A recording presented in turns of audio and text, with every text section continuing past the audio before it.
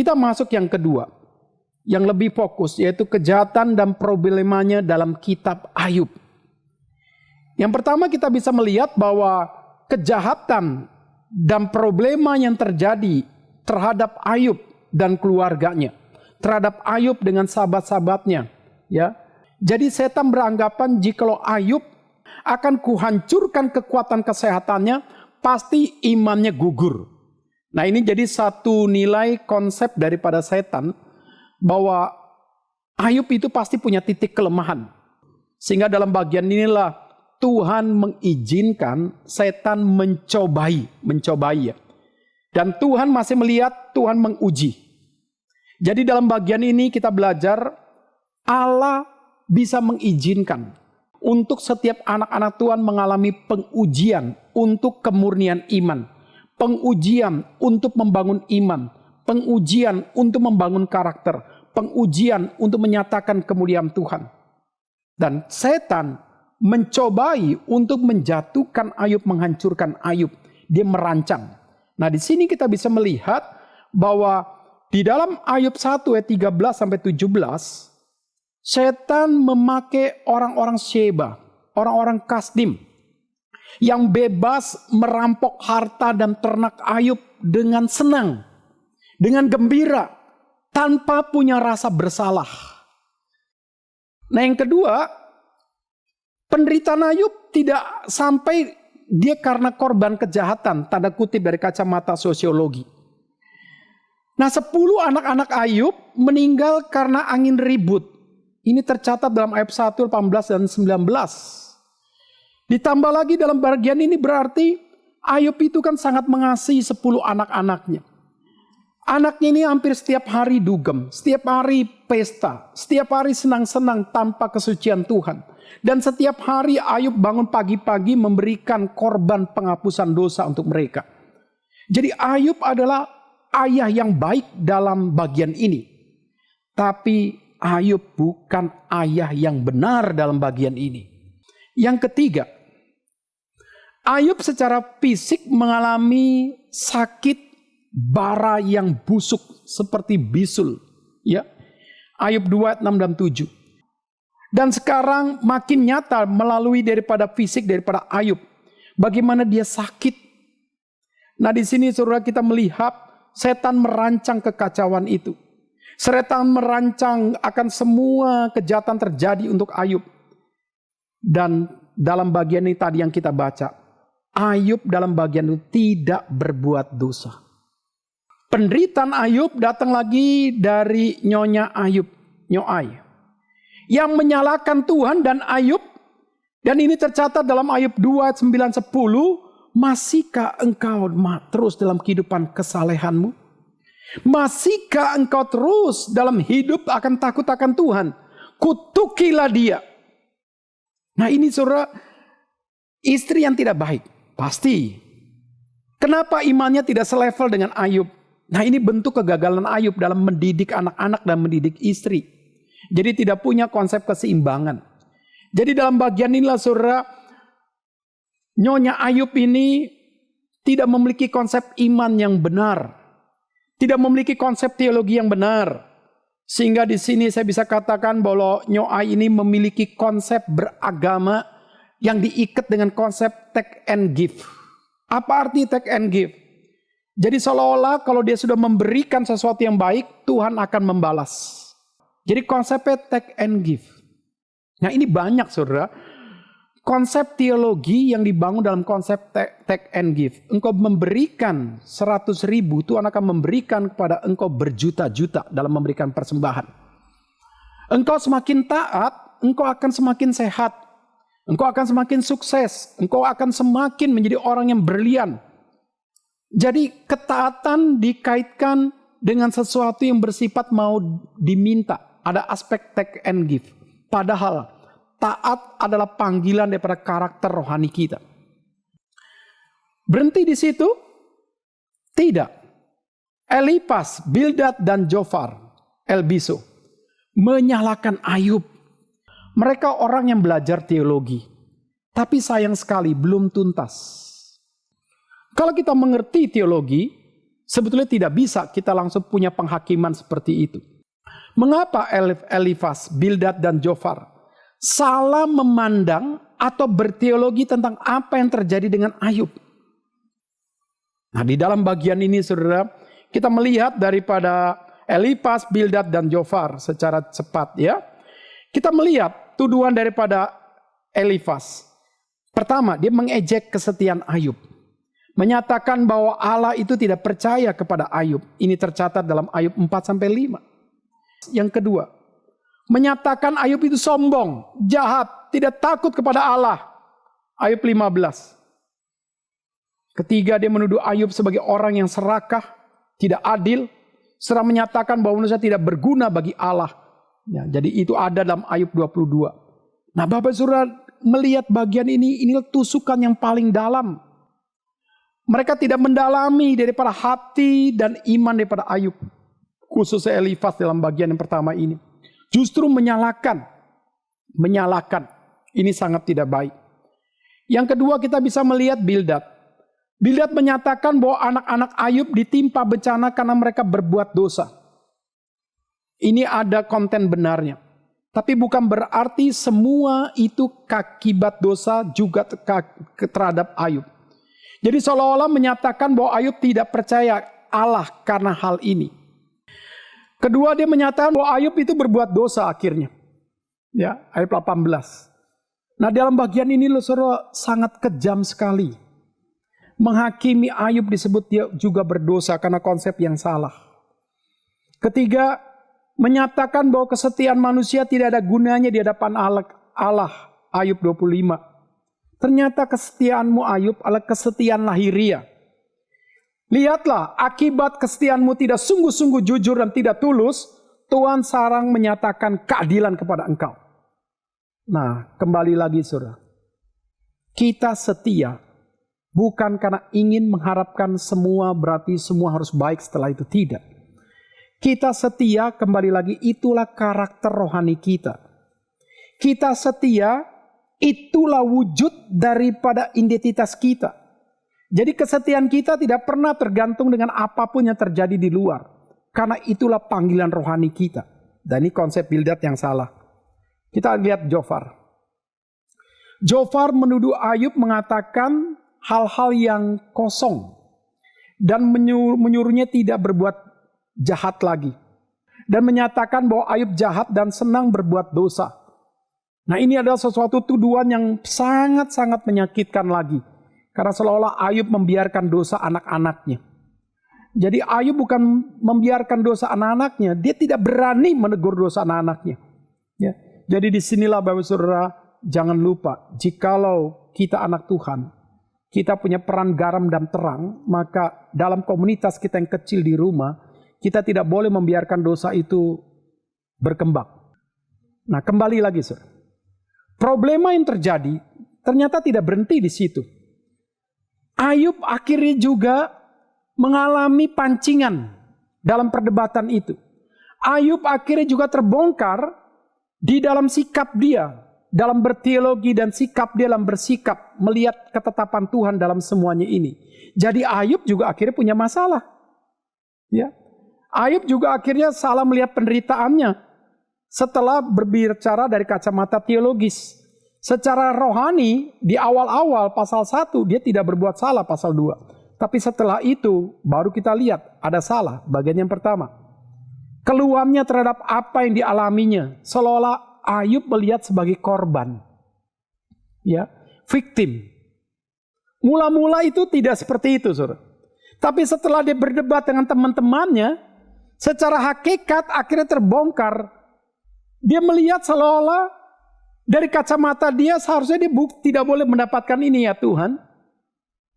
Jadi dia melihat sebagai korban. Itu yang pertama. Kedua, Ayub protes kepada teman-temannya tentang apa yang Allah lakukan. Jadi seolah-olah Tuhan, aku ini sudah Engkau izinkan kehilangan harta. Kehilangan kebanggaanku, anak-anakku. Aku kehilangan kekuatan kesehatanku. Sekarang Tuhan, teman-temanku menunding aku. Semua orang sekarang juga tidak bisa lagi menopang aku. Tuhan, kenapa Engkau berdiam dan membiarkan ini semua? Bapak Ibu Saudara yang terkasih dalam nama Tuhan. Terkadang kita bisa melihat waktu Tuhan bisa beda dengan waktu kita. Waktu Tuhan Yesus membangkitkan Lazarus, Tuhan biarkan dulu hari demi hari, 3 hari. Setelah itu Tuhan baru kunjungi. Pasti kalau sudah berhari-hari seperti ini sudah terjadi bau yang busuk. Tetapi kenapa Tuhan harus tunggu hari? Disitulah kita bisa melihat bahwa waktu Tuhan tidak bisa kita intervensi. Maka ketika akhirnya Maria dan Marta mengeluarkan satu konsep teologis, Tuhan, jikalau Engkau hadir, pasti daripada saudaraku ini tidak akan mati. Jadi seolah-olah kalau Tuhan itu hadir, hidup, semuanya itu beres. Pelan disinilah kita harus mengerti, saudara.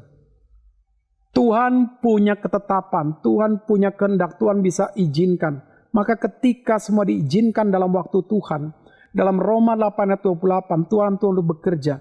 Waktu Tuhan itu bersifat kairos. Waktu Tuhan itu bisa intervensi waktu dunia untuk menyatakan kemuliaannya. Maka dalam Yohanes 11 ayat 4 yang tadi juga saya jadikan satu pembanding. Orang bertanya tentang sakit penyakit. Dan Tuhan katakan, justru melalui sakit inilah namaku dipermuliakan. Jadi jangan semua penyakit dikaitkan dengan dosa. Jangan semua penyakit dikaitkan daripada dosa kutuk orang tua. Tidak. Melalui ini semua supaya namaku dipermuliakan. Ketiga, protes Ayub kepada teman-teman yang tidak menghibur tetapi justru memojokkan. Jadi cara Ayub protes itu juga dia terpancing jadi perang kata-kata, saudara. Perang kata-kata. Nah disinilah saudara hati-hati. Waktu seseorang melakukan segala sesuatu kepada kita, kita jangan lakukan atau perbuat itu. Kenapa saudara? Karena kita mengerti bahwa manusia itu bisa bodoh, bisa tidak berhikmat, tidak bisa salah di dalam kelemahannya. Sehingga kita jangan sampai terpancing melakukan kebodohan, ketidakhikmatan, kebersalahan seperti cara dia. Jadi dalam bagian inilah Ayub terprovokasi. Ya. Jadi Ayub terpancing akhirnya perang kata-kata. Amsal mengatakan kalau kita lagi emosi, lebih baik mulut ini ditutup. Kenapa saudara? Orang sudah emosi, kata-kata bisa tidak berhikmat. Orang kalau sudah emosi, bisa juga kata-katanya akhirnya bisa merusak, menghancurkan, menyinggung, menyakiti. Nah di sini Ayub terjebak perang kata-kata. Memakai istilah-istilah teologis tetapi salah dalam mengerti hati Tuhan. Nah ini hati-hati. Jadi dalam kehidupan suami istri, dalam pendidikan kita terhadap anak-anak, itu juga bisa terjadi perang kata-kata. Tuhan Yesus bilang, jangan memberikan berlian atau intan kepada babi. Supaya apa saudara? Supaya jangan dianggap murahan. Dan kalau engkau memberitakan Injil, engkau ditolak, kebaskan kakimu. Apa artinya? Jangan berita firman dijadikan perdebatan yang tanda kutip tidak baik. Alkitab firman Tuhan bukan untuk diperdebatkan. Alkitab itu untuk kita beritakan. Alkitab untuk kita nyatakan. Untuk membangun iman seorang. Jadi kalau sampai seperti ini saudara. Banyak orang dalam sosial media sudah kebablasan. Memakai YouTube untuk dirinya dilihat. Itu dosa sekali. Untuk perdebatan. Padahal dalam bagian telah kebongkar semua kebobrokan teologisnya. Keempat, protes Ayub langsung kepada Allah untuk apa yang dia alami. Akhirnya Ayub protes. Bapak Ibu Saudara yang terkasih dalam nama Tuhan. Kita belajar saudara. Penderitaan yang dialami Ayub mendorongnya memberanikan diri untuk membela perkaranya di hadapan Tuhan. Ayub 13. Seolah-olah dia defend dengan Tuhan. Dia bangun semua pembelaan diri. Nah kembali lagi saudara. Ini sesuatu yang tidak baik. Keyakinan akan kesalahannya menjadikan dia percaya bahwa dia tidak pantas mendapatkan penderitaan. Ayub 13 ayat 22-24. Ayub merasa ketidakadilan terjadi kepadanya. Dan Allah berdiam diri atas apa yang dialami. Tuhan, kenapa engkau berdiam? Kenapa engkau biarkan orang-orang Sheba, orang-orang Kasdim merampok? Kenapa sahabat-sahabatku menyalahkan aku? Nah, menarik pada Ayub 38:42. Setelah perdebatan panjang terjadi antara Ayub dan teman-temannya, di sini Allah mulai menjawab perkara Ayub. Ya, Allah mulai menjawab perkara Ayub memakai satu gambaran figuratif tentang sesuatu yang dalam kelemah lembutan. Jadi Ayub tidak ditegur sama Tuhan secara langsung, tetapi Ayub ditegur Tuhan memakai Elihu, anak muda, yang sangat muda, tetapi sungguh memiliki teologi yang benar, tapi sungguh memiliki hati yang benar dalam Tuhan. Nah, dia dipakai Tuhan. Nah, dari gambaran kisah Ayub, mana yang mewakili konsep di bawah ini? Pertama, Allah itu mampu, Allah Maha Kuasa, menghapus kejahatan manusia, tetapi tidak mau. Nah, jadi Allah dianggap Allah yang kejam. Nah, ini konsep berpikir daripada Nyonya Ayub. Sebetulnya Allah itu sanggup, Ayub. Tapi kenapa dia tidak mau memberhentikan kejahatan daripada orang Sheba dan orang Kasdim? Kenapa dia tidak membiarkan, dia tidak memprotek anak-anak kita? Harusnya angin ribut itu bisa di stop. Berarti menunjukkan Allah itu kejam. Kenapa engkau masih saleh? Kenapa engkau masih berdoa kepada Tuhan? Kutuk dia saja. Tuhan bilang, masakah kita mau menerima yang baik-baik saja daripada Tuhan? Dalam perkara ini kita langsung mengutuk Tuhan. Celakalah engkau, hai istriku. Ayub bikin KKR kepada istrinya. Nah, jadi saudara, kedua, Allah mau menghapus kejahatan manusia di dunia ini, tetapi Allah tidak mampu. Allah mau, tapi Allah tidak mampu. Jadi seolah-olah Allah itu dianggap Allah yang bukan maha kuasa lagi. Ini mengajarkan kepada kita ya, Allah itu hidup dan maha kuasa. Nah, pada waktu kita mulai meremehkan Tuhan, saat itulah saudara kita masuk dalam kelompok yang kedua. Dan orang dunia ada yang meremehkan Tuhan. Ketiga, Allah tidak mau menghapus kejahatan manusia karena Allah tidak mampu. Jadi seolah-olah Allah itu tidak peduli. Ya, jadi Allah itu tidak peduli. Keempat, Allah mau menghapus kejahatan manusia dan Allah mampu. Allah itu adil. Ini konsep Elifas, Bildad, dan Zofar. Allah mau dan Allah mampu. Buktinya, lihatlah. Engkau mengalami kejahatan gara-gara orang Sheba dan Kasdim. Anak-anakmu hilang, engkau mendapatkan penderitaan. Karena engkau mendapatkan keadilan Tuhan. Nah, Bapak Saudara, Allah mau, iya, dalam rancangannya, dalam waktu Tuhan. Allah mampu, iya. Tapi ketika segala sesuatu hanya dilihat dari kacamata keadilan, ini bisa bahaya. Berarti kita mengeneralisasi semua orang yang mati, hamba Tuhan, anak Tuhan karena COVID, itu semua karena dosa. Kenapa saudara kita bilang karena dosa? Karena kacamata kita melihat segala sesuatu hanya melihat dari kacamata keadilan. Padahal mungkinkah ada anak-anak Tuhan, hamba-hamba Tuhan yang meninggal karena gara COVID? Sebetulnya ada rancangan Tuhan melalui kemuliaannya dinyatakan. Mungkin. Siapa yang paling tahu pribadi orang itu? Siapa yang paling tahu komunitas terkecil pada orang itu? Sehingga kita tidak boleh dengan gampang menghakimi setiap orang. Dan juga kita tidak boleh dengan mudah menyatakan, saya ini anak Tuhan, saya diprotek Tuhan. Buktinya saya sudah lewati 3-4 bulan. Saya ini sehat. Ini membuktikan saya mendapatkan belas kasihan Tuhan. Tidak ada keadilan Tuhan. Terlalu sombong. Jadi dalam bagian saudara, bagaimana cara Tuhan menyelesaikan problema kejahatan yang terjadi dalam kisah Ayub? Ini yang paling penting.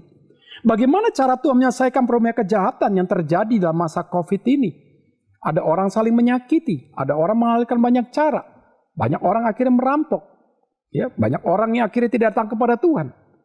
Bisa terjadi. Nah, dalam konsep kisah Ayub, Tuhan menampilkan Elihu. menjadi corongnya Tuhan. Elihu berkata, tetapi orang tidak bertanya di mana Allah yang membuat aku, yang memberi nyanyian pujian di waktu malam. Elihu minta kepada Ayub, jangan mempertanyakan Tuhan. Allah yang mencipta engkau, Allah akan menopang engkau the image of God Tuhan. Kalau engkau masih tetap bisa berinteraksi dengan Tuhan dalam kebenarannya, jiwamu tetap masih bisa mau melihat Tuhan, itu membuktikan ada nyanyian pujian yang Tuhan berikan dalam hatimu, Ayub. Jadi di sini saudara, Elihu masih muda, tapi dia punya teologi tentang Tuhan, teologi hidup itu sangat dalam. Jadi kita selalu melihat apa yang di luar, kita tidak melihat apa yang di dalam, saudara. Ya. Nah, kedua kita melihat di sini, Elihu berkata dalam ayat 23, yang maha kuasa yang tidak dapat kita pahami, besar kekuasaannya, keadilannya. Jadi walaupun kaya akan kebenaran, ia tidak menindasnya. Ayub 37:23. Jadi di sini kita pelajari, jangan kau mempertanyakan kemahakuasaan Tuhan. Dalam bagian ini memang kita kadang-kadang sulit memahami tentang waktu Tuhan, kedaulatan Tuhan, ketetapan Tuhan. Kenapa? Karena kita manusia berdosa, kita manusia yang terbatas. Jadi kita sulit memahami. Nah, jadi dengan seperti itu, Ayub disadarkan dengan setiap pertanyaan retorika yang Allah ajukan kepadanya. Ayub 39, 4-15 merupakan bagian daripada jawaban Allah kepada Ayub. Nanti Bapak Saudara coba dalami di rumah. Tuhan melalui gambaran itu meminta kepada Ayub dan Elipas, Bildad dan Zofar, coba melihat masalah dari atas ke bawah. Coba lihat dari ketetapan Tuhan. Coba lihat daripada kehendak Tuhan. Bukan sebaliknya. Tapi kalau kita melihat masalah yang terjadi dalam penderitaan daripada Ayub, masalah yang terjadi dalam kehidupan kita, masalah yang terjadi dalam dunia sekarang ini dari kacamata Tuhan, maka kita akan melihat semua ini dalam nilai kedaulatan Tuhan. Itu membuat kita tenang. Tuhan tidak akan membiarkan kita. Tuhan akan sekali-sekali tidak akan meninggalkan kita. Itu dikatakan terhadap Yosua. Itu yang terkatakan di dalam Ibrani 13. Ayat yang kelima, aku sekali-sekali tidak akan meninggalkan engkau. Aku sekali-sekali tidak akan membiarkan engkau. Kenapa? Karena hati yang senang adalah obat. Iman hidup itu adalah obat yang paling utama. Jadi di sini saudara, pertanyaan kita juga, bagaimana peran pemeliharaan Tuhan terhadap Ayub? Mungkinkah anak Tuhan terjatuh dalam dosa atau hancur imannya karena penderitaan? Ya, pasti kita percaya ada peran Tuhan. Memakai Allah Roh Kudus menopang kita secara iman. Secara fisik Ayub diizinkan sakit.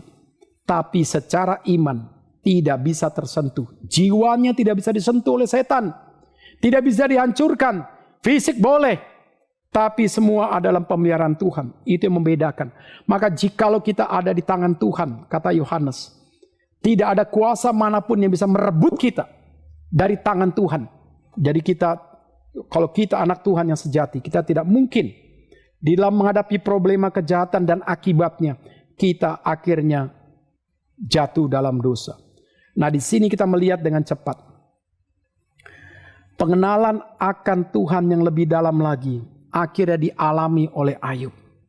Dari orang lain saja Tuhan, aku mengenal engkau. Ayub 42 ayat 5.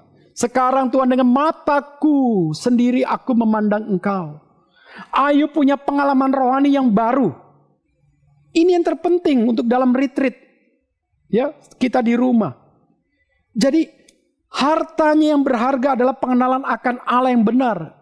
Ayub 42 ayat 2-3. Jadi Ayub tidak boleh lagi membanggakan anak-anaknya.